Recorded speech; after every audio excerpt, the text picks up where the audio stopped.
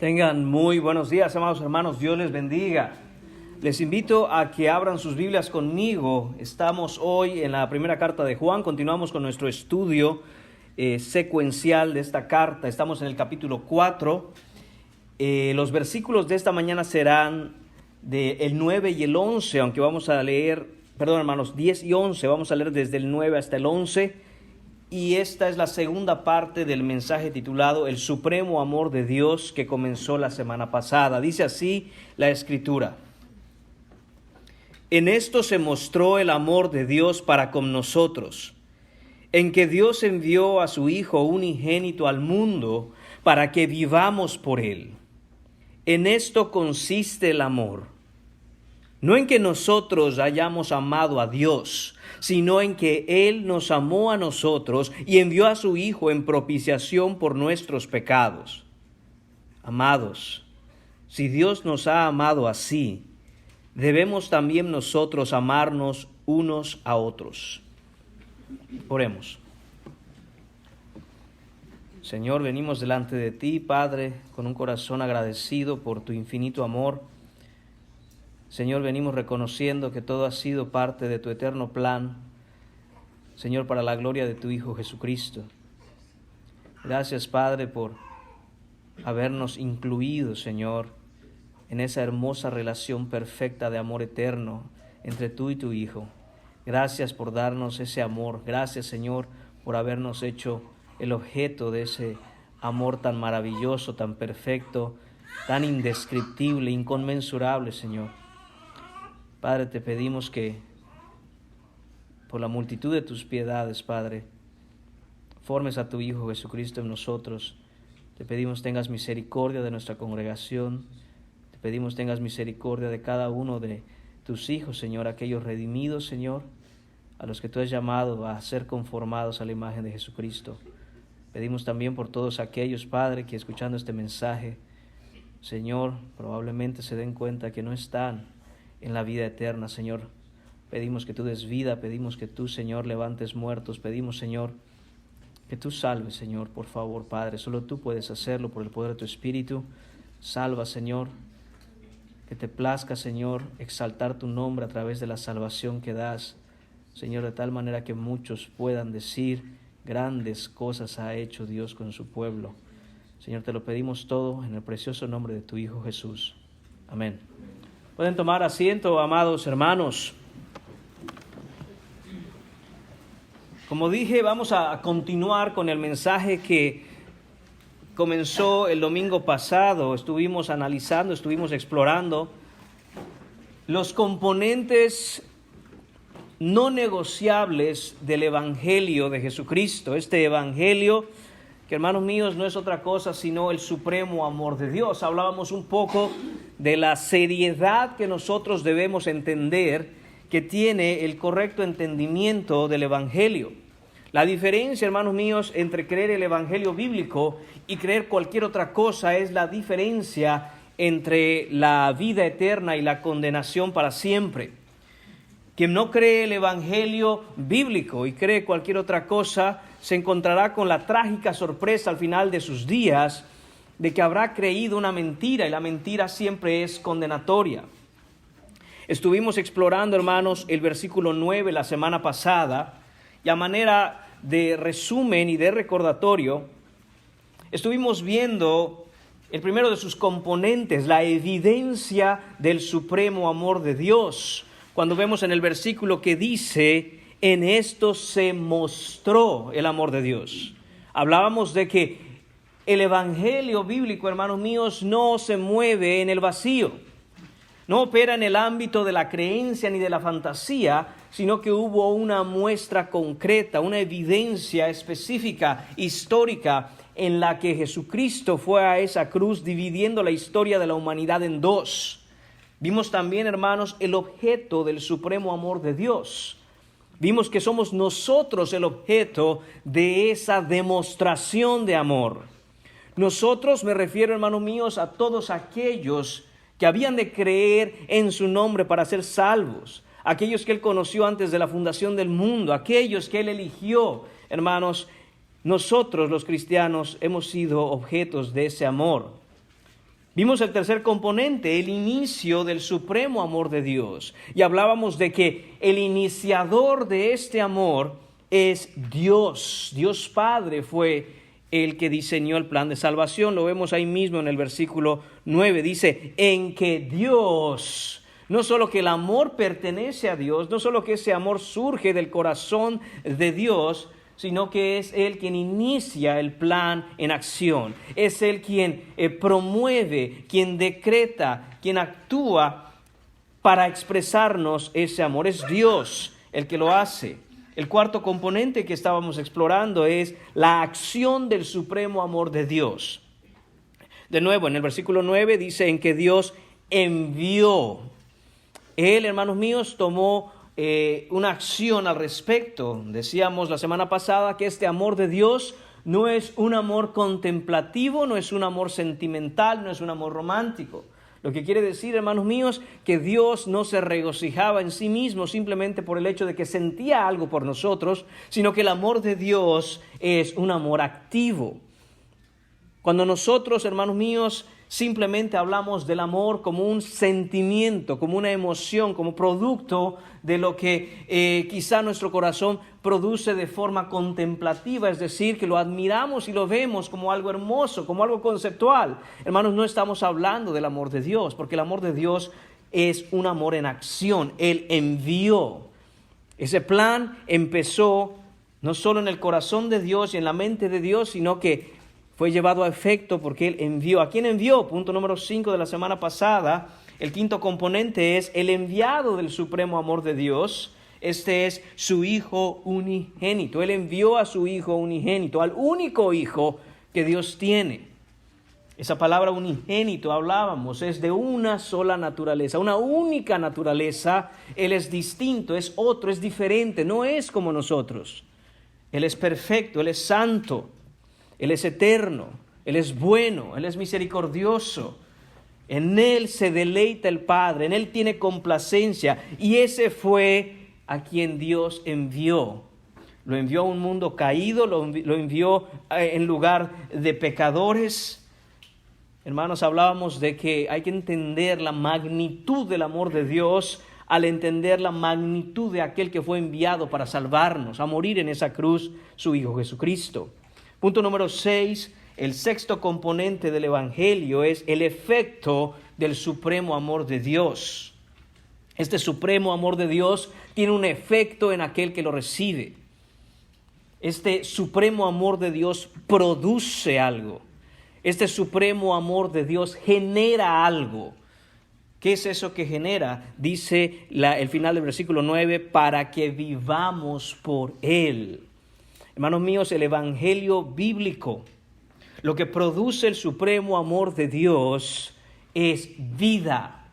Esa es la gran diferencia entre creer una ideología, entre creer, hermanos míos, algún tipo de doctrina de manera conceptual en la mente, teóricamente, y lo que es la verdad. La verdad del evangelio es que produce vida en aquel que lo cree. Produce verdadera vida en aquel que lo recibe. Esa vida no es otra cosa, hermanos míos, sino la manifestación de la vida de Jesucristo, porque Él es la vida. Él nos dijo que nadie viene al Padre sino por Él, que Él es el camino, Él es la verdad, Él es la vida. No se nos otorga una vida aparte de Jesucristo, sino que, hermanos míos, se nos da Jesucristo y nosotros, al abrazar el regalo de la gracia, somos incluidos en Él de tal forma que ahora tenemos vida en Él. Citábamos, hermanos, aquel versículo en Gálatas que nos dice que ya no vivimos nosotros, ya no vivo yo, sino que Cristo vive en mí. Esa es, hermanos míos, la realidad última de nuestra evidencia de haber sido salvos por este supremo amor de Dios, que hay un efecto, y ese efecto es vida.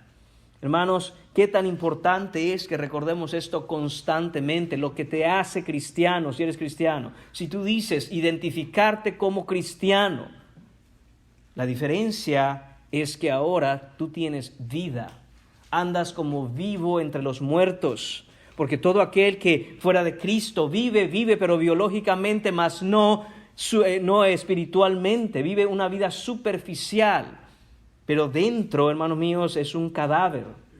La tragedia, decíamos acerca de las iglesias que muchas veces hoy proclaman un falso evangelio, tristemente, es, hermanos míos, que se ha dedicado a promover un discurso evangélico sin una realidad de vida en aquel que dice creer ese discurso.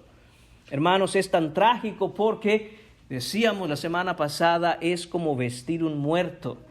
Es como lavarle la cara a un cadáver y perfumarlo y pretender que está vivo. Hermanos, el efecto del supremo amor de Dios en aquel que lo cree es vida o no es cristiano. En esta mañana, hermanos, continuaremos explorando 3 componentes más del evangelio, esos componentes no negociables, hermanos, que debemos siempre tener en cuenta cuando hablamos del evangelio bíblico. Tendremos esos 3 puntos a agregar a los 6 anteriores, de tal manera que hay un total de 9 elementos que componen el evangelio bíblico, de acuerdo a lo que vemos en el pasaje de esta mañana que nos escribe Juan por inspiración del Espíritu Santo. Esos 3 puntos de esta mañana serán, número 7, la eternidad del supremo amor de Dios. Lo veremos en la primera parte del versículo 10. Veremos el punto número 8, componente no negociable, punto número 8, el costo del supremo amor de Dios.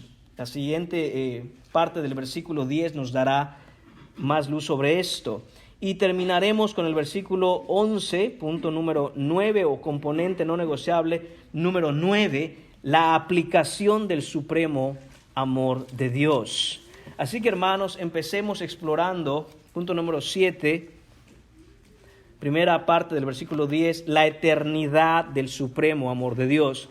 Dice el versículo 10, en esto consiste el amor, no en que nosotros hayamos amado a Dios, sino en que Él nos amó a nosotros.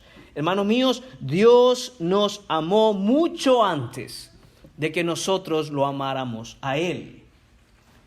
Desde nuestra perspectiva humana, llegó un punto en nuestra vida como cristianos en que, hermanos míos, vemos que tenemos un genuino y sincero amor por Dios. Eso es uno de los componentes también de la evidencia de nuestra salvación. Amamos a Dios. No nos da igual la Biblia, no nos da igual la iglesia. Tenemos un interés por la vida eterna. No solo tenemos un interés por la vida eterna, pero ese interés que tenemos es un interés de vida. Es decir, no podemos concebir la vida sin estar conectados al Dios que nos salvó. Y esto lo hacemos a través de la lectura de la Escritura, lo hacemos a través de la oración, lo hacemos a través, hermanos míos, de la práctica de la piedad. Todo esto, hermanos míos, es una verdad y podemos llegar a la conclusión, si miramos nuestra vida, que antes no teníamos un interés por estas cosas y que de pronto un día eso surgió en nuestro corazón, nuestra vida, nuestra alma. Nuestro ser ahora ansía esas cosas, vive por esas cosas. Ese entendimiento, hermanos, de que nosotros en algún momento despertamos a la realidad eterna y la amamos, pudiera llevarnos erróneamente a pensar que nosotros fuimos los iniciadores de ese interés. Que un día, por arte de una inteligencia que se nos vino, como que despertamos y dijimos, creo que seguir a Dios es lo más conveniente. Hermanos, pero la realidad es que la eternidad del supremo amor de Dios va mucho más allá de lo que nosotros siquiera podemos entender o imaginar. Él nos amó, hermanos míos, desde antes de la fundación del mundo. Dios fue quien inició esta relación de amor que ahora tenemos con Él. Hablo de los cristianos. Esto es ajeno a todos aquellos que no tienen una relación con Dios. Lo que estamos hablando ahora, hermanos míos, esta eternidad del supremo amor es algo completamente ajeno, extraño, es desconocida para aquel que no tiene una relación con el Salvador. Pero para los que la tenemos, hay que entender, hermanos, que esta relación comenzó mucho antes siquiera de que el mundo fuera formado. Esta relación, hermanos míos, comenzó en la eternidad. De tal manera, hermanos, recordemos esto, que Dios no nos amó con una parte de, con una porción de el amor con que ama a su Hijo, sino que nos ama con el amor que ama a su Hijo Jesucristo. ¿Y desde cuándo Dios ama a su Hijo Jesucristo? Hermanos, desde la eternidad pasada. Es un amor que no tiene inicio, ha estado desde siempre y por siempre y permanecerá por la eternidad. Ese es el amor con que se nos ha amado a nosotros. El Evangelio nos dice que no somos amados porque Cristo nos perdonó, sino que Cristo fue a la cruz por nosotros para darnos ese perdón, ya que Dios nos amó antes siquiera de que nosotros viniéramos a Él. Él nos amó cuando éramos aún pecadores. Nosotros fuimos quienes respondimos a su amor, no Dios respondió al amor que nosotros le profesamos. Hermanos, y esto es una distinción que tenemos que tener bien clara, porque toda religión de obras muertas, toda religión legalista, toda religión que te dice esto es lo que tienes que hacer para ganar el favor de Dios, implica que Dios no nos amaba y que porque ahora empezamos o en algún momento de nuestra vida empezamos a portarnos bien, empezamos a llegar a la iglesia, empezamos a dejar el pecado, empezamos a ser piadosos, entonces Dios cambió en su corazón algo y ahora nos ama. Hermanos, eso es un falso evangelio, no es lo que enseña la Escritura. Nosotros fuimos amados aún cuando éramos pecadores, aún estando muertos en delitos y pecados, Él nos amó. Y porque nos amó, de acuerdo a su eterno plan, en un momento determinado, Él nos dio vida para venir a Él. Todo lo que nosotros hacemos en Cristo, todo lo que nosotros hacemos por la iglesia de Jesucristo, todo lo que nosotros vivimos para el Salvador, fue producto del amor que Él ya nos tenía anticipadamente. Hermanos, es tan importante entender esto, porque debe cambiar la manera en que nosotros llevamos nuestra vida cristiana. No nos ama menos el Señor porque tenemos un mal día en la carne. No nos ama menos el Señor porque le fallamos. Tampoco nos ama más cuando estamos constantemente creciendo en Él. Su amor es inalterable. Y lo que debe, hermanos míos, hacer explotar nuestro corazón es que el Señor te conoce en tu peor momento. Nuestro Señor nos conoce a cada uno de los cristianos en la perversidad más tremenda y profunda en la que tú hayas andado. Y aún así, Él nos ama. Nos amó incluso en aquel momento, en aquel lugar, en aquella situación en donde la perversidad de tu pecado pudiera haber hecho que cualquiera de nosotros aquí no quisiéramos hablarte jamás en la vida o tenerte cerca. Aquello que jamás quizá querrás decir, aquello que jamás quizá confesarás ante otro hombre, aquello en donde en la profundidad de esa perversidad provocó asco al corazón de Dios, Dios no nos amó menos, sino que fue precisamente por eso que envió a su Hijo Jesucristo a tomar tu pecado y clavarlo en la cruz. Hermanos, esta es la eternidad del supremo amor de Dios con que nos ha amado. Él nos mostró ese amor, Él nos encontró, hermanos. Dios no estaba perdido y nosotros teníamos que encontrarlo a Él. Y un día dijimos, ¿he encontrado a Dios? Sino que Él es quien nos encontró a nosotros. Nos amó antes de la fundación del mundo, antes de que el tiempo empezara. Y eso es lo que nos explica. Y le voy a pedir que me acompañe un momento a Efesios capítulo 1. En Efesios capítulo 1, empieza el versículo 3 diciendo lo siguiente: bendito sea el Dios y Padre de nuestro Señor Jesucristo, que nos bendijo con toda bendición espiritual en los lugares celestiales en Cristo. Quisiera hacer énfasis en dos cosas aquí. Primero, dice que el Señor nos bendijo. No dijo que nos va a bendecir. Hermanos míos, hemos sido bendecidos por Dios. No hay razón para pensar, de acuerdo a la palabra de Dios, que esperamos el cumplimiento de alguna promesa para nuestra vida. No hay razón para pensar, hermanos, que esperamos algún tipo de bendición futura para nuestra vida. Nosotros no esperamos la promesa. La promesa fue cumplida en Cristo. Vivimos y habitamos en el cumplimiento de sus promesas. Hemos sido bendecidos ya en Él. Y esa es la otra parte que quiero enfatizar. En Cristo. Es en Cristo que están las promesas. Es en Cristo que está, hermanos míos, la bendición. Es en Cristo que está toda bendición espiritual. Es en Cristo. Es en Cristo que encontramos la satisfacción que necesitamos para nuestra alma. Es en Cristo que encontramos, hermanos, el gozo en medio del problema, la tranquilidad, la paz, la calma en medio de la tempestad.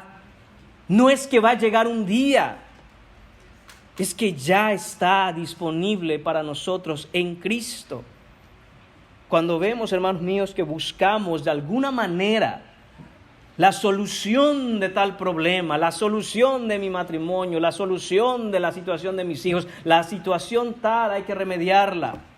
Actuamos y vivimos, hermanos, como si nosotros estuviéramos fuera de Cristo, esperando que Cristo haga algo por nosotros, tenga misericordia y mueva su mano a favor nuestro. Eso ya ocurrió, hermanos.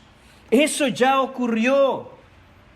Hemos sido bendecidos con toda bendición espiritual en los lugares celestiales en Cristo. Versículo 4 dice: según nos escogió en Él antes de la fundación del mundo. Este es el eterno y supremo amor de Dios. Antes de la fundación del mundo, hermanos míos, Él te escogió. Si tú eres cristiano, debes postrarte en tus rodillas y pedirle a Dios que cree en ti un corazón sensible para entender lo que esto significa. No se había creado el mundo, hermano mío, hermana. Y la Escritura te está diciendo, te escogió en amor. No te dejó al azar, no te dejó a tu suerte. Nunca estuviste abandonado, nunca estuviste olvidado. Siempre fue su eterno y amoroso plan el que te cuidó, el que te sostuvo, el que te alimentó. Desde que naciste y antes de que nacieras, Él estuvo al cuidado de ti. Siempre ha sido Dios. Cuando tú ignorabas a Dios, cuando tú no conocías a Dios, cuando a ti no te importaba Dios, cuando le diste la espalda a Dios, cuando en tu rebeldía te perdiste en las perversidades del mundo, Dios te amó, te cuidó, te escogió y te trajo. Antes de la fundación del mundo, hermanos. Si nos vamos a Génesis capítulo 1 y empezamos a leer cada uno de esos días en que el Señor hablaba y hacía la creación, hermanos, entendemos que antes de eso, el Señor ya te había escogido en amor. Que ya había un amor para ti. Que ya te amaba, que ya procuraba tu bien desde ese instante. Hermanos, es imposible entender esto. Es imposible a cabalidad llegar a entender la profundidad de este amor. Que cada cosa que crecía en el jardín del Edén estaba, hermanos míos, controlado por Dios con la intención final de que un día tú pisaras este planeta y seas receptor de su amor y ser salvo por su gracia. No hubo una flor, hermanos míos, en el jardín del Edén que haya sido puesta como producto del azar, sino que fue cuidado este planeta, fue establecido en sus fundamentos con poder y gran gloria, y puso las estrellas del firmamento y todo el universo para que pudieras nacer tú, para que el Señor te cuidara y te salvara y te hiciera en algún momento, cuando en el futuro vuelva a Él, exactamente a la imagen de su Hijo Jesucristo para su gloria. Hermanos, ¿qué podemos decir ante esto? Continúa el versículo y dice, el versículo 4 allá en Efesios, para que fuésemos santos y sin mancha delante de Él. Este final del versículo 4 en Efesios capítulo 1 conecta directamente con el final de nuestra primera carta de Juan capítulo 4 versículo 9, cuando dice para que vivamos por Él. Ese es Juan en el versículo 9. Aquí lo que hace Pablo es decir, para que, recuerde esa preposición de propósito, para que fuésemos santos y sin mancha delante de Él. Eso es tener vida. Esto que dice aquí Efesios es tener vida, como nos lo dice Juan, para que vivamos por Él. ¿Cómo debemos vivir delante de Él? Aquí nos lo dice, santos y sin mancha delante de Él. En amor, ahí está, en amor, en amor, en amor. Esta es la eternidad del supremo amor, habiéndonos predestinado para ser adoptados hijos suyos por medio de Jesucristo, según el puro afecto de su voluntad. ¿Por qué nos escogió Dios? ¿Por qué nos predestinó a ser adoptados sus hijos? ¿Por qué? ¿Porque vio algo en mí? ¿Porque vio algo en ti? ¿Porque Él estaba muy solo en el cielo y nos necesitaba? ¿Porque se iba a morir si nosotros no llegábamos a la gloria con Él? No, hermanos míos, por el puro afecto de su voluntad.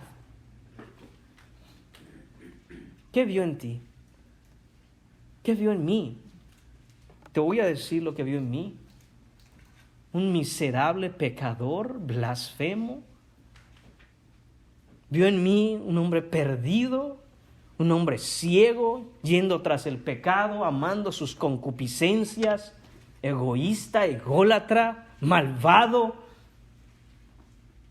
que corría de Dios, que corría de todo lo que mostraba la virtud de Dios, el amor de Dios, la perfección de Dios, la santidad de Dios. Pero su mano alcanzó a este pecador. Pero su mano alcanzó a cada uno de nosotros, hermanos míos. Pero su amor, el puro afecto de su voluntad, sin Él tener necesidad, sin Él debernos nada, sin Él estar obligado a salvarnos, lo hizo por amor.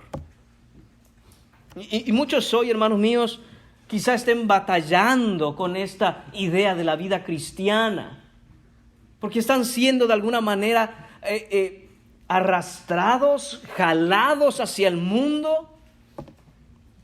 ¿Y de qué manera uno pierde la batalla entre vivir una vida santa e irse corriendo al mundo? Porque el mundo te muestra todos los placeres que es capaz de ofrecer, y a tu carne le gusta el pecado.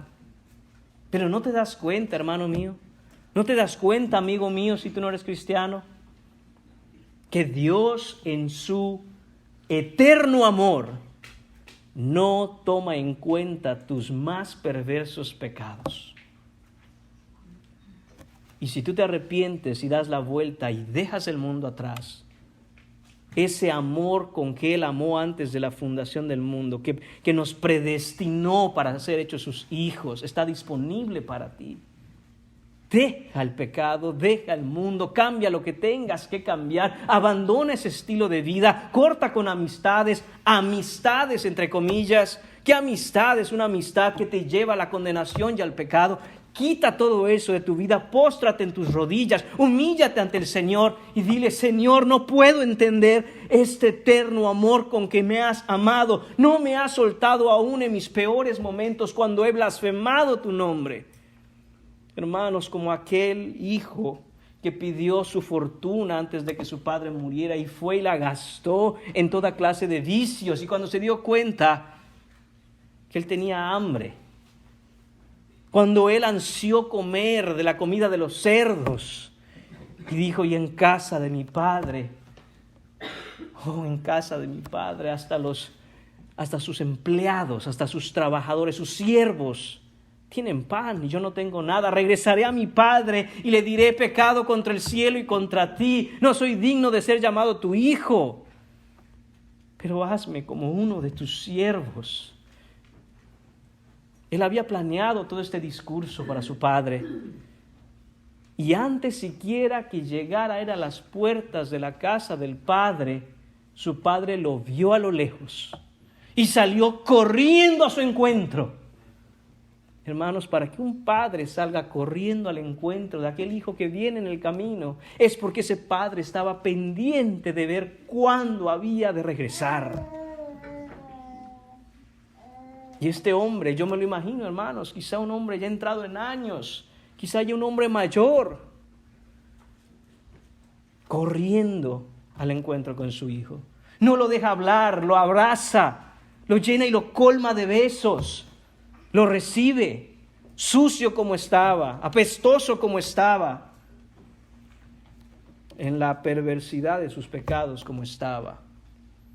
Y pidió que prepararan ropa, vestido nuevo para su hijo, anillo en el dedo, calzado. Hizo una gran fiesta, porque su hijo estaba muerto, pero ha resucitado.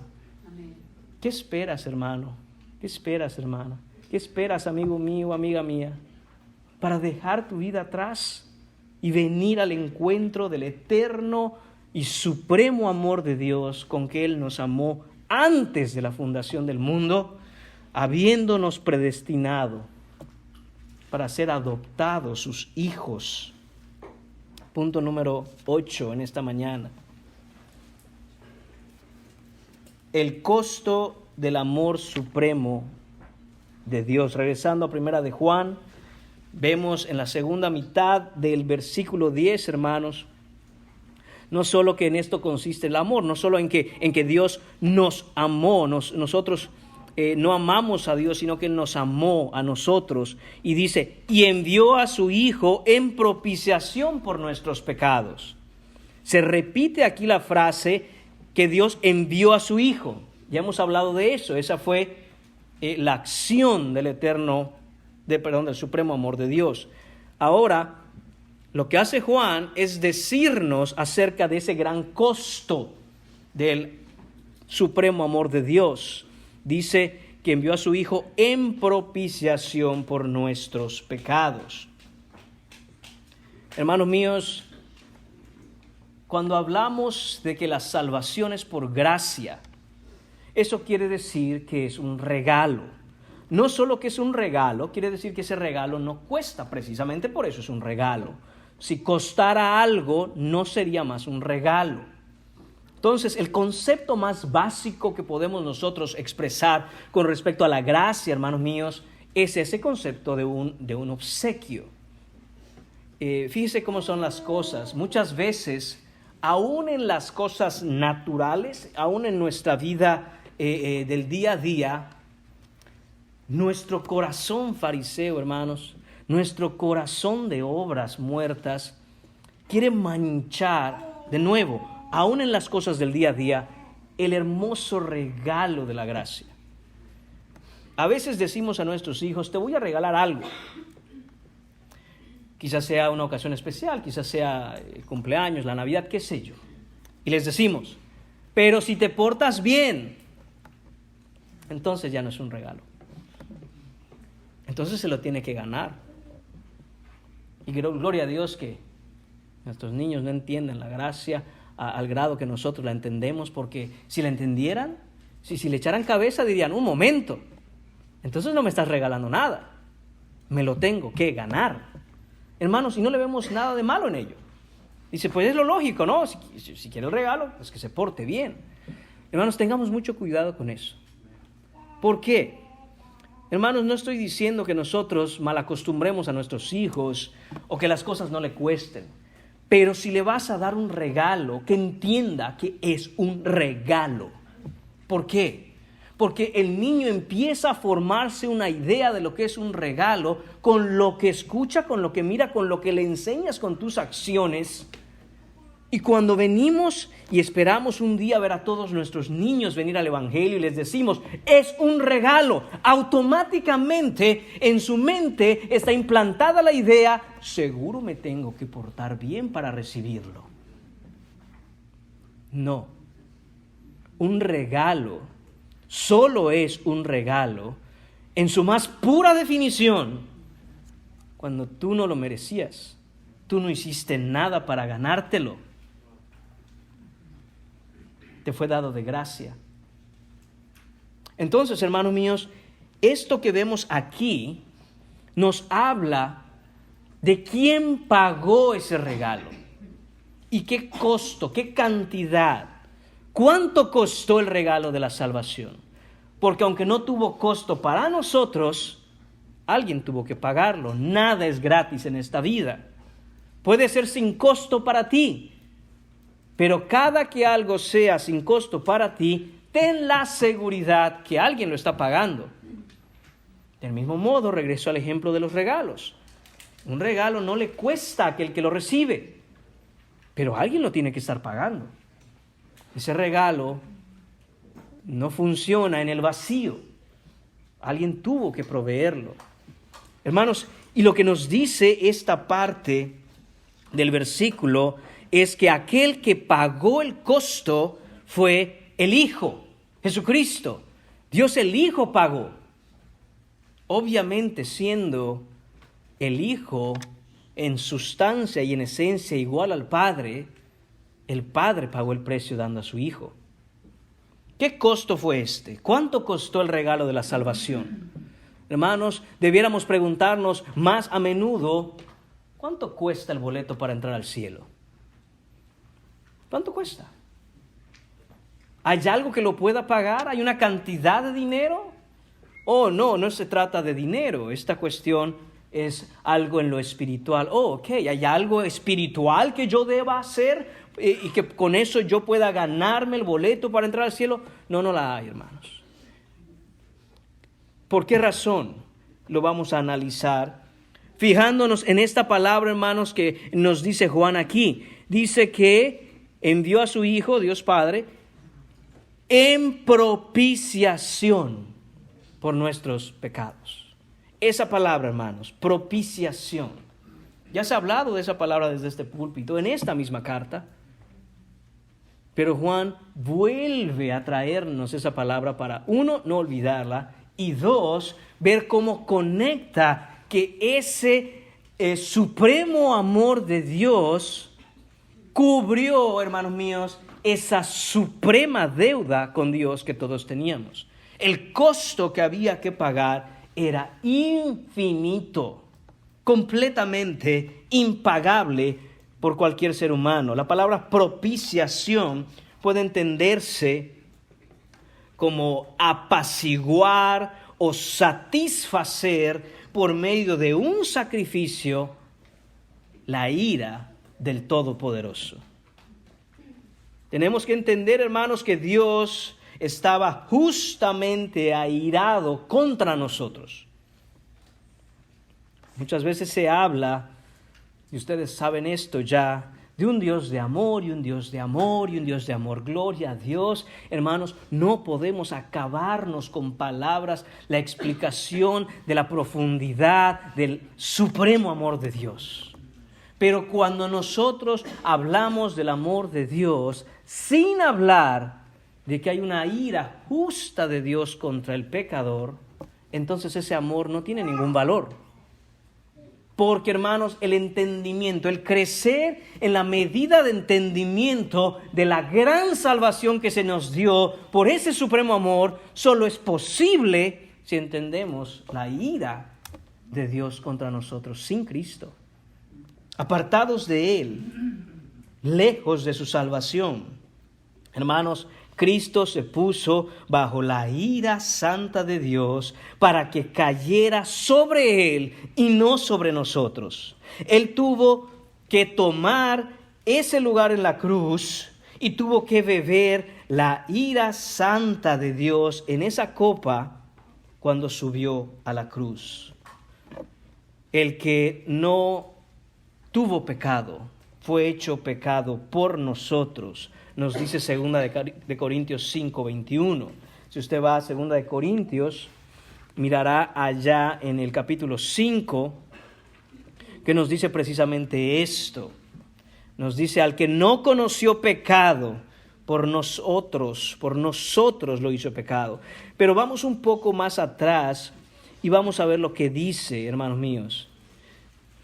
Dice el versículo 18 de 2 de Corintios 5, que todo nos proviene de Dios, hablando aquí del ministerio de la reconciliación. ¿Qué significa eso? Que ahora no estamos enemistados con Dios, ahora somos reconciliados por la obra de Jesucristo para con Dios. Dice, todo lo que esa reconciliación implica nos viene de Dios.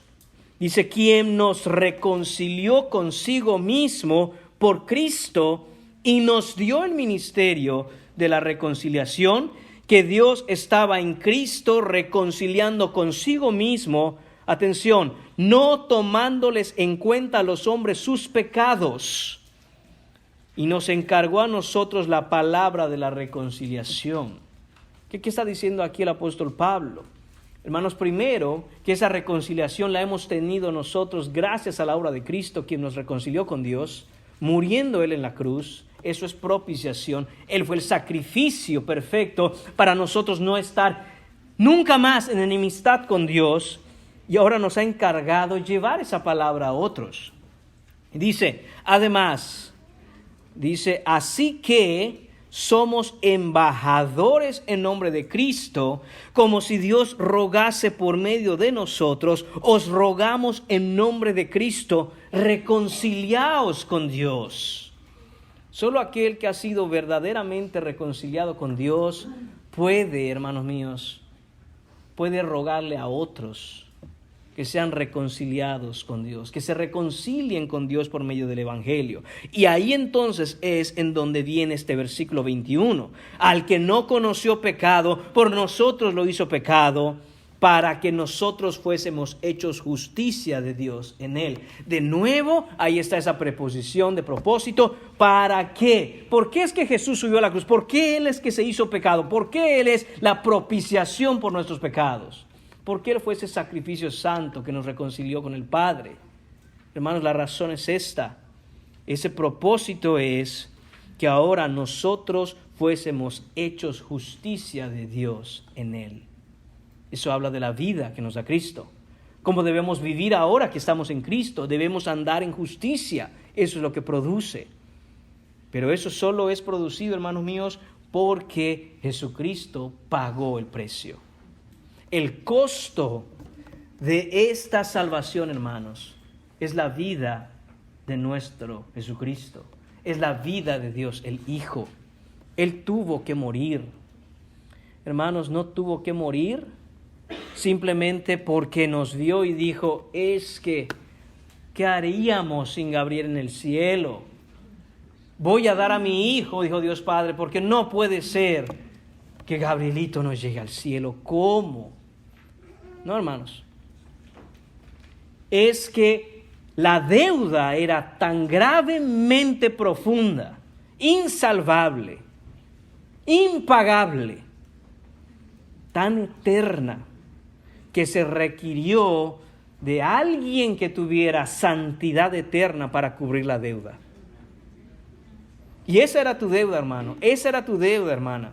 Amigo mío, esa es la deuda que tienes con Dios. Si estás aquí sentada, amiga mía, y tú no estás en Cristo Jesús, tú tienes una deuda con Dios. Y esa deuda no puede simplemente pasar desapercibida delante de los ojos de Dios. Te están dando todo el tiempo, cada segundo que tienes viva, cada segundo que tienes vivo, para que veas qué hacer con esa deuda, porque llegará la factura y te la cobrarán. Y de una vez te anticipo que cuando la veas, literalmente vas a caer muerto. Es impagable. Cada uno de tus pecados será expuesto un día. Cada vez que has infringido la ley de Dios, será expuesto. Y peor aún, no solo serán expuestas las conductas pecaminosas que has tenido, sino que toda gracia general de Dios será retirada de ti. Todo aquello que parece que es bueno en ti será retirado de ti porque no es tuyo, es de Dios. A Él pertenece toda virtud. Y serás expuesto exactamente por lo que eres. Y sin Cristo, pecadores sin Cristo, sin la gracia general de Dios, sin las virtudes que Dios otorga de pura gracia, que son temporales para el impío, todos verán lo que realmente eres. Aquellos momentos de ira que has tenido, como he dicho anteriormente, a puerta cerrada, que solo tú y tu familia conocen, que solo tu marido conoce, que solo tu esposa conoce, varón. Aquellas cosas que suceden estando en donde nadie mira, serán expuestas por lo que son el día del juicio. ¿Cómo pagarás? La Biblia nos dice que es impagable. Pero aquel que viene a Cristo en arrepentimiento y fe, Él recibe la investidura de justicia para no ser avergonzados delante de Dios. Y el día del juicio, abogado tienes. El día del juicio mirará Dios no tus pecados y tu naturaleza pecaminosa alejada de Él, sino que verá la perfección de las virtudes de Cristo Jesús, en las cuales Él se complace, y serás declarado justo. No por quien tú eres en el sentido último, sino por quien Cristo es desde la eternidad. Hermanos míos, ese precio es el que hay que pagar y nadie lo ha podido pagar jamás. Todo aquel que ha llegado al cielo ha llegado porque alguien pagó por él. Y ese alguien se llama Jesucristo. Primera de Pedro nos dice el capítulo 2, versículo 20, dice Pedro: pues qué gloria es si pecando sois abofeteados y lo soportáis, mas si haciendo lo bueno sufrís y lo soportáis, esto ciertamente es aprobado delante de Dios. Hermanos, aquí nos está hablando Pedro de cómo debemos vivir como siervos, y nos dice que cuando una persona está en pecado, tarde o temprano su pecado traerá sus consecuencias y sufrirán. Y nos dice que qué gloria hay en eso. No hay ninguna gloria. Pero que si nosotros vivimos piadosamente, si hacemos lo bueno, y por eso sufrimos, hermanos, eso es aprobado por Dios. Hay sufrimiento que viene por desobediencia contra el Señor. Ese sufrimiento es la causa natural de las cosas. Pero hay un sufrimiento, hermanos, que es aprobado por Dios, en el que Él se complace en hacernos como su Hijo Jesucristo, nos amolda, nos poda, nos quita aquello que no le gusta a nosotros, y eso es cuando hacemos lo bueno, y por causa de lo bueno hay sufrimiento en nuestra vida. Dice el versículo 21, pues para esto fuisteis llamados. Note eso, dice Pedro que para eso es que fuimos llamados. No fuimos llamados por Dios a vivir la vida que Él nos propone, que la vida que Él tiene para nosotros, la vida eterna, para satisfacernos nada más en nuestros deseos de la carne conforme al mundo, sino que fuimos llamados precisamente para ser conformados a la imagen de su Hijo Jesucristo, y muchas veces eso se hace con el bisturí del sufrimiento. Dice, para esto es que fuiste llamados, porque también Cristo padeció por nosotros. Habla de esos padecimientos de Cristo, habla de esa propiciación, de ese pago que hizo Jesucristo por nosotros. Y dice Él, dejándonos ejemplo para que sigáis sus pisadas. Él nos dio ejemplo de cómo se debe sufrir. Él nos dio ejemplo de que no debemos escapar y buscar la solución del sufrimiento, sino que debemos buscar la manera en que se honra a Dios con el sufrimiento, porque en esta vida, nos dijo Jesucristo, vamos a padecer aflicción, pero que confiemos en Él porque Él ha vencido al mundo.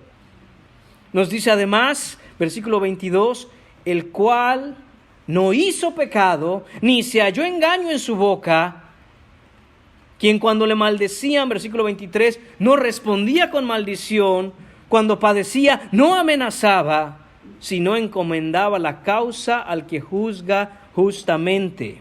Versículo 24, quien llevó él mismo nuestros pecados en su cuerpo sobre el madero, para que nosotros, estando muertos a los pecados, vivamos a la justicia, y por cuya herida fuisteis sanados. Una vez más, hermanos míos, vuelve a decirnos ahora Pedro en esta primera carta lo mismo que nos dice Juan al final del versículo 9 del capítulo 4, para que vivamos por Él, para que vivamos por la justicia. ¿Y cómo es que vamos a hacer eso? Entendiendo el altísimo costo del supremo amor de Dios. Porque vemos ahí claramente en ese versículo 24, dice, quien llevó él mismo nuestros pecados en su cuerpo sobre el madero. Él llevó nuestros pecados. Hermanos, y debemos regocijarnos en el hecho de que nuestros pecados ya no los tenemos nosotros sobre nosotros mismos. Porque para el que está en Cristo ya no hay condenación. Para el que está en Cristo, hermanos, somos nuevas criaturas. Las cosas viejas pasaron. He aquí todo es hecho nuevo. Nuestros pecados fueron perdonados por una sola razón. Él los quitó de sobre nosotros, los cargó sobre sí mismo y los clavó a la cruz del madero. Hermanos, es solo porque Él pagó el precio que nosotros debemos ahora vivir para Él. Debemos nosotros morir a nosotros mismos y estar en Él y vivir para Él. Note cómo son las cosas, hermanos, y entendamos este supremo amor de Dios. Cuando uno paga mal por bien, se dice que eso es un acto satánico. Y es que eso es lo que ha hecho Satanás. Ante toda la bondad que el Señor ha expresado en su creación, Él se rebeló contra Dios. Pagó mal por bien. Hay quienes pagan mal por mal. Cuando se paga mal por mal, hermanos míos, esto es de bestias. Usted mire el reino animal, vean cómo la acción-reacción. Un animal muerde a uno, el otro le devuelve la mordida. Cuando uno paga bien por bien, eso es de humanos. Es lo natural, lo que se espera, lo mínimo. Que si alguien hace algo bueno por ti, seas de alguna manera también recíproco en ello y pagar bien por bien. Pero hermanos míos, pagar mal por bien, eso es divino. Solo Dios y solo el supremo amor de Dios es pagar, hermanos míos, el mal haciendo bien. Nosotros nos rebelamos contra Él y Él nos dio a su Hijo en su perfecto amor. Teniendo a su Hijo encarnado, el unigénito de Dios entre nosotros, que nunca pecó contra nadie, lo clavamos a una cruz y Él oró por los que lo atravesaban. Hermanos míos, eso solo puede venir de un amor divino. Eso solo puede venir, hermanos míos, porque Dios es el que en amor paga el precio. Isaías capítulo 53, versículo 10, dice que Jehová quiso quebrantar a su Hijo, sujetándolo a padecimiento. Y esa palabra, Jehová quiso, significa que Él se complació, que Él satisfizo su ira, clavando a su Hijo al madero. Hermanos, no quiere decir que Él se entretuvo viendo a su Hijo morir en el madero. Lo que quiere decir es que la ira de Dios fue aplacada, y cuando se aplacó su ira, eso produjo satisfacción en el Padre, porque ahora puede amarnos con el eterno amor que había preparado para nosotros desde antes de la fundación del mundo. Ahora puede expresar plenamente ese amor para con nosotros, de tal manera que no rompe su justicia y hace efectivo ese amor eterno que nos ha tenido. Punto número 9 en esta mañana, y este es el punto final: la aplicación del supremo amor de Dios. La aplicación del supremo amor de Dios, versículo 11. Regresando a Primera de Juan, vemos que dice el versículo 11: Amados, si Dios nos ha amado así, debemos también nosotros amarnos unos a otros. Esta, hermanos míos, es la aplicación, esta es la expresión de ese supremo amor de Dios que ahora nosotros estamos llamados a expresarnos los unos a los otros. Esto, hermanos míos, es lo que comúnmente en cada texto que leemos en las cartas, sobre todo en las cartas del Nuevo Testamento apostólicas, vemos, hermanos míos, una parte de esas cartas hablándonos de lo que se conoce como el querigma. La palabra querigma significa doctrina o enseñanza, y se refiere a la proclamación de la verdad. El querigma es ese mensaje, las buenas nuevas, el anuncio. Nosotros anunciamos y proclamamos la verdad. Pero siempre después de esta proclamación de la verdad, siempre después de este anuncio de la verdad, viene la parte conocida como didaje. La palabra didaje, hermanos míos, tiene que ver también con esa doctrina, pero no con la parte del anuncio o la proclamación de la misma, sino con la parte de la conducta esperada en aquel que recibe el querigma, el anuncio, las buenas nuevas, la proclamación de la verdad. Debe producir un efecto conductual. Ese efecto conductual es de dentro hacia afuera.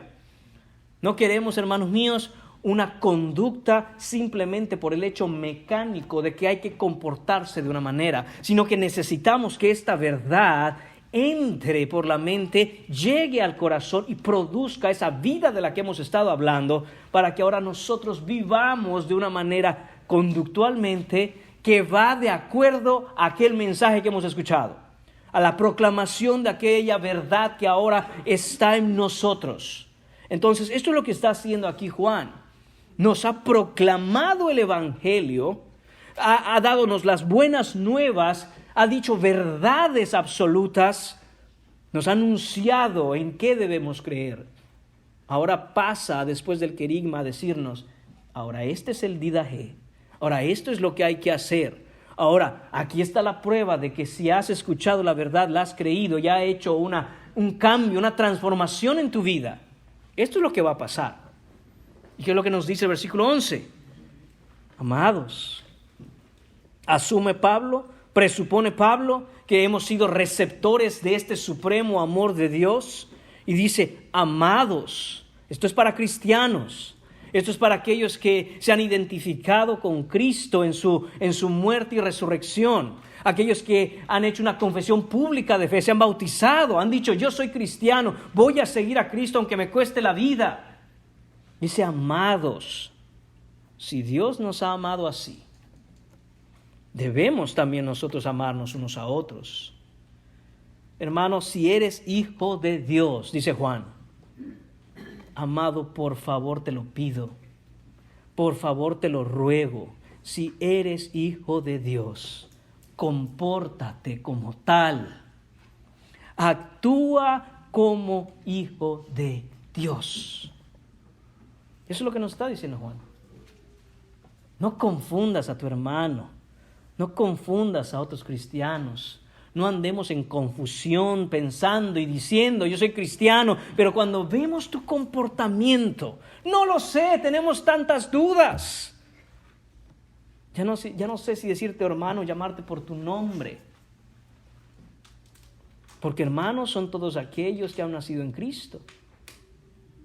Y el Señor nos está diciendo: hey, miren el amor con que Dios nos ha amado. Miren todos estos componentes. Miren cómo está conformado el Evangelio. Todo esto es verdad. Y esta verdad va a producir en ustedes esto que vemos aquí. Recordemos, hermanos míos, en qué el contexto en el que se está diciendo esto.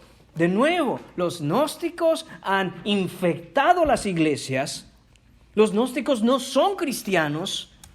Dicen ser cristianos, pero con su vida niegan los hechos de la cruz. Dicen ser cristianos, pero su modo de vivir no es el modo de vivir de un cristiano. Y entonces nos está diciendo Juan, les está diciendo Juan a ellos, si ustedes son verdaderos cristianos, se van a amar los unos a los otros. No van a actuar y van a vivir como aquellos gnósticos, como aquellos falsos hermanos. Va a haber una diferencia. Y esa diferencia es que se van a amar los unos a los otros. De nuevo, hermanos míos, este tema de amarse los unos a los otros, de amar al hermano, vuelve a traerlo Juan a colación. ¿Cuándo se dijo? ¿Dónde se dijo? En el capítulo 3 vimos en el versículo 10 esa característica o esa evidencia de los verdaderos cristianos, de los verdaderos hijos de Dios. Dice, en esto se manifiestan los hijos de Dios y los hijos del diablo. Todo aquel que no hace justicia y que no ama a su hermano no es de Dios. Porque este es el mensaje que habéis oído desde el principio, que nos amemos unos a otros. Y dice Juan en el versículo 12, no como Caín, que era del maligno y mató a su hermano. ¿Qué nos estaba diciendo Juan ahí? Que debemos procurar el bien de nuestro hermano. Y hablábamos que ese amor tiene que ser un amor intencional, un amor activo, no solo de hechos, no solo de palabras, sino de hechos y en verdad. Hablábamos todo eso. Buscar el bien del otro, buscar el bien del otro, buscar el bien del otro. No buscar por mi bien, no es un amor egoísta. No me relaciono con mis hermanos por lo que yo pueda obtener de los demás, sino que me relaciono porque busco el bien de mis hermanos, busco el bien de la iglesia de Cristo, busco el bien de mi congregación. Ahora, ¿tenemos que hablar de lo mismo en este versículo del capítulo 4? No, hermanos, el contexto es diferente. Pero hice un recordatorio de aquello que nos dijo Juan en el capítulo 3. ¿De qué nos está hablando aquí cuando nos dice Juan que si Dios nos ha amado así, debemos también nosotros amarnos unos a otros? Está dicho en el contexto de que miremos lo que Dios hizo por nosotros. Dice, si Dios nos ha amado así. Esa palabra así se refiere a todo lo que hemos hablado desde el domingo pasado. ¿Cuál es el punto de Juan entonces? Hermanos, que debemos amarnos con un corazón perdonador como Dios nos ha perdonado a nosotros. Eso es lo que nos está diciendo Juan en este versículo sobre el amor entre hermanos. Nos habla de un amor perdonador. Un amor que ante el pecado del otro no se irrita, no es iracundo, no guarda rencor, sino que es rápido en perdonar. Cuando vemos, hermanos míos, que de nuevo en el versículo 9, al final, para que vivamos por Él, y vemos que termina Juan diciéndonos que debemos amarnos de tal manera que expresemos ese corazón perdonador por los hermanos. Hermanos, lo que tenemos que conectar aquí es que ante la ofensa de otro hermano contra nosotros, ante el pecado de otro hermano contra nosotros, nos deleitamos, debemos deleitarnos en perdonar, porque cuando perdonamos como Él perdona, yo estoy seguro de que me estoy pareciendo a Dios, me estoy pareciendo al carácter de Cristo Jesús, y eso trae un gozo a mi corazón de ver que soy como Él. Pero cuando mis ojos no están puestos en Él, mis ojos están puestos en mí. Mi carne es ofendida, mi ego es lastimado y exijo justicia del otro.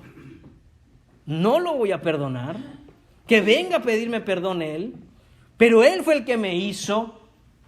Pero si se la paso ahorita me va a agarrar de tonto. Iglesia inmadura, iglesia que no tiene los ojos puestos en Cristo. Iglesia que probablemente no conoce ni al Salvador que lo salvó y el precio que fue pagado por sus pecados. Y esto es lo que nos dice, hermanos míos, Jesús en Mateo capítulo 18. Les quiero pedir que vayamos a Mateo capítulo 18, hermanos míos, en donde Jesús nos habla de este tema específicamente. En Mateo capítulo 18, vamos a estar en los versículos del 25 al 35 brevemente, pero en realidad es que cuando usted mira cómo empieza esta parábola de los dos deudores que Jesús cuenta, empieza así, versículo 23, por lo cual el reino de los cielos, note eso, por lo cual, usted debe aprender ya, debe estar aprendiendo ya, hermano, hermana, a ser un estudioso de la Escritura. Usted debe estar aprendiendo ya a dividir con diligencia la palabra de verdad. Debemos ser hallados como esos siervos que saben estudiar la Escritura. Y usted mira, por lo cual, no siga leyendo. Porque ese por lo cual dice, todo lo que se ha dicho anteriormente tiene una conclusión aquí. Y si usted no sabe lo que se dijo anteriormente, ¿cómo va a entender la conclusión? Así que, ¿de dónde empieza esto? Empieza en el versículo 15. ¿Qué subtítulo vemos ahí? ¿Cómo se debe perdonar al hermano? Este es un tema que los discípulos tenían en mente y le preguntaron a Jesús. Él había estado enseñando. Entonces Jesús les dice, por tanto, si tu hermano peca contra ti, dice, ve y repréndele estando tú y él solos. ¿Se da cuenta? No dice, ve y chisméalo con los demás, habla a sus espaldas, díselo al pastor a ver si le va a jalar las orejas. ¿Pecaron contra ti? Dice, ve, habla con tu hermano, ponte a cuentas. Hermano, así y así y así, oren, sean maduros. Dice, si te oyere, has ganado a tu hermano. Dice, mas si no te oyere, bueno, entonces toma un contigo a uno o dos. Busca otros hermanos maduros que puedan estar ahí de testigos contigo para que se vea que todo se está haciendo de acuerdo a lo que el Señor manda. Dice, para que en boca de 2 o 3 testigos conste toda palabra. Si no los oyera a ellos, entonces dilo a la iglesia. ¿Qué quiere decir? ¿Que nos vamos a parar acá al frente y vamos a estar acusando a los hermanos? No, sino que a los hermanos que están puestos por Dios para el orden en la iglesia, se debe dar parte entonces a ellos. Ese es el tercer paso ya. Y dice, si no te oyere y no oye a la iglesia, tenle por gentil y publicano. Después de este proceso de oración, este proceso en donde se pide la aclaración de cuentas, todo esto, hermanos, si la persona insiste, diciendo que es hermano, insiste en continuar en ese pecado que cometió contra otro, dice, tenlo por inconverso, es lo que significa. No es creyente, no lo es. Entonces, ¿qué se debe hacer? Ora por él, preséntale el evangelio, déjalo así, es un inconverso. ¿Qué esperabas de un inconverso? ¿Qué? Es en todo este contexto, hermanos, en donde Jesús va entonces a decir esta parábola. ¿Por qué? Porque Pedro, después de escuchar la enseñanza de Jesús con respecto a cómo se debe perdonar al hermano y cómo se debe ejercer la disciplina en la iglesia, dice Pedro, esto se va a poner bueno. Imagínense, yo conozco a mis hermanos, conozco a los hermanitos que cuando empiece esto, agárrense. Y Pedro hace lo siguiente. Entonces, versículo 21, se le acercó Pedro y le dijo, Señor, ¿cuántas veces perdonaré a mi hermano que peque contra mí? Dice Pedro, oye, hacerlo una vez, pero tú sabes que hay unos que no van a parar. Seguramente debe haber un límite. Seguramente dale 3 oportunidades, la tercera es la vencida y si no, párale, enójate con él. Y no. Dice Jesús le dijo, no te digo hasta 7, sino hasta 70 veces 7. Empezamos a sacar cuentas, 70 por 7, 7 por 7, 49, a eso le llevo, 490. Vamos a contar 490 y se acabó. Hermanos, no es lo que está diciendo el texto. El texto está diciendo las veces que sea necesaria hasta que haya una reconciliación. El perdón debe ser la evidencia de que una iglesia tiene los ojos puestos en Cristo Jesús y ha madurado en Él. Ser perdonadores los unos con los otros. Y si es hermano en la fe, si su vida nos muestra las evidencias de salvación en Él, el perdón debe ser algo constante. Debe ser algo que se vea en la congregación siempre. Hermanos perdonadores. Ahora sí, dice, por lo cual, dice Jesús aquí, Yo sé que este tema es complicado, pero para que me entiendan, ¿no? Les dice a sus discípulos, les voy a contar una historia. Y hermanos, tengamos esto en cuenta cada que nosotros pasamos por algún tipo de sentimiento en contra de otros hermanos que probablemente han pecado contra nosotros. Dice, por lo cual el reino de los cielos es semejante a un rey. Vaya viendo usted ahí los elementos, vaya viendo usted ahí los personajes. Este rey obviamente en la historia se está refiriendo o quiere darnos a entender a Dios, que quiso hacer cuentas con sus siervos. Los siervos somos nosotros, los cristianos. Dice, y comenzando a hacer cuentas, le fue presentado uno que le debía 10,000 talentos, una deuda impagable. Esos 10 talentos que debía este hombre son todos los pecados que tú tenías que haber pagadole a Dios. Una deuda impagable. Dice, a este como no pudo pagar, no puedes pagar esa deuda, es imposible.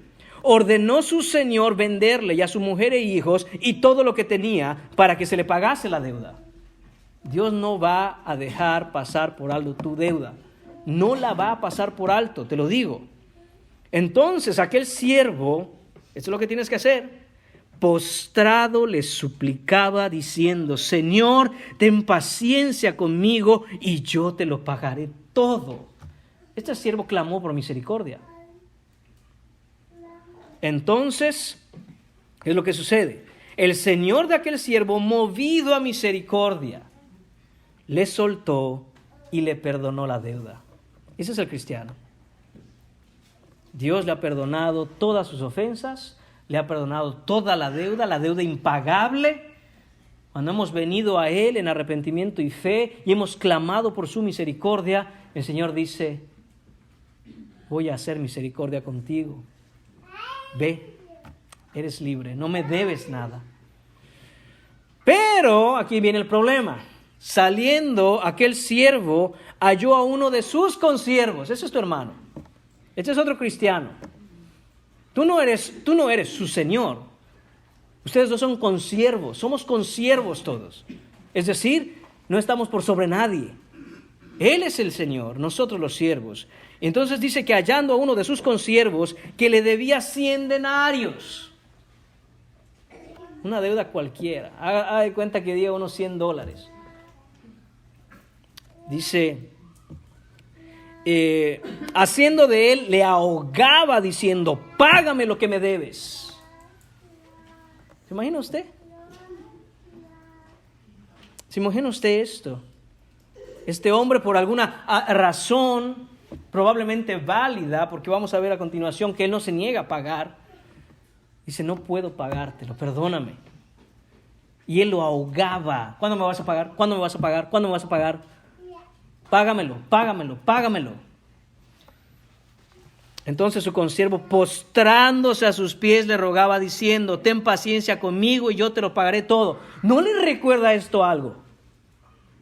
Es exactamente lo mismo que este siervo que ahora está ahogando a su consiervo le dijo a su señor. Es exactamente lo mismo. Mas él no quiso, sino fue y le echó en la cárcel hasta que pagase la deuda. Le dijo, yo no te voy a perdonar la deuda, tú me pagas lo que me debes o te vas a la cárcel. Lo siento, así son las cosas, mi dinero es mi dinero, mis cosas son mis cosas. Y si tienes que ir a la cárcel, pues vas a la cárcel. ¿Para qué no pagas? Él se sentía que estaba haciendo lo justo. No pagó, pues que se vaya a la cárcel. Viendo sus consiervos lo que pasaba, esos son tus demás hermanos que te ven con esa cara de limón muchas veces, porque no puedes ver a tal hermano y no sé qué, y dicen, aquí hay algo. Acá hay algo. Rencor, egoísmo, egolatría, ¿no? Todo ese tipo de cosas, amargura. Dice, se entristecieron mucho y fueron y refirieron a su señor todo lo que había pasado.